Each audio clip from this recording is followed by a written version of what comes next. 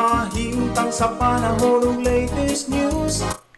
Diyan sa itong linyang Pag-asa Mactan, pinagi ni Sir Manny Jan Agbay. Sir Manny, may butag. Pintig paminaw. Mao ko na itong latest food update para karong adlaw September 4, 2025.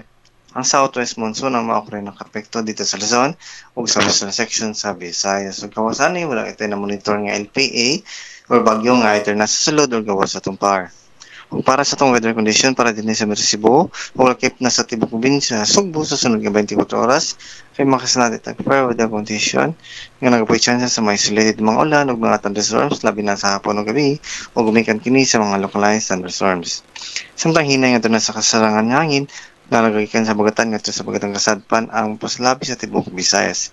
Di na pulot sa itong karagatan, malinaw niya na sa kasarangan ang mga pagbalot. Dini sa sumot ang dagat mataobon niya alas 7:48 sa buntag mula sa alas 4:18 sa hapon. Temperatura sa Sugbo range gikan 26 to 32 degrees Celsius.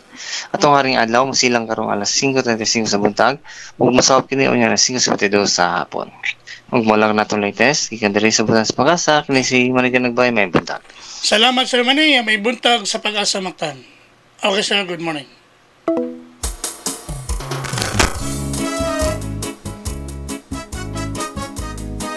Inyo gadabati sa Sir Manny Jan Agbay ang atong weather specialist gikan sa Pag-asa Mactan nga naghatod sa atong dagan sa kahimtang sa panahon nining adlaw nga Huwebes pitsa 4 bulan sa Septembre tuig 2025. Sa panahon ng latest news. Salamat kayo ni Sir Manny Jan Agbay nga naghatag sa atong dagan sa kahimtang sa panahon kon weather update.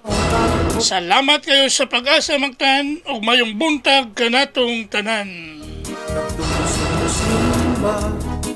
Sa kabisi makatunga adunay lain na misa mutambong og magamputan kung balitaning atong dakbayan mahibalo gayud ang katawhan balita sa trapiko inyong masayran sa Lapu-Lapu City TV News #1.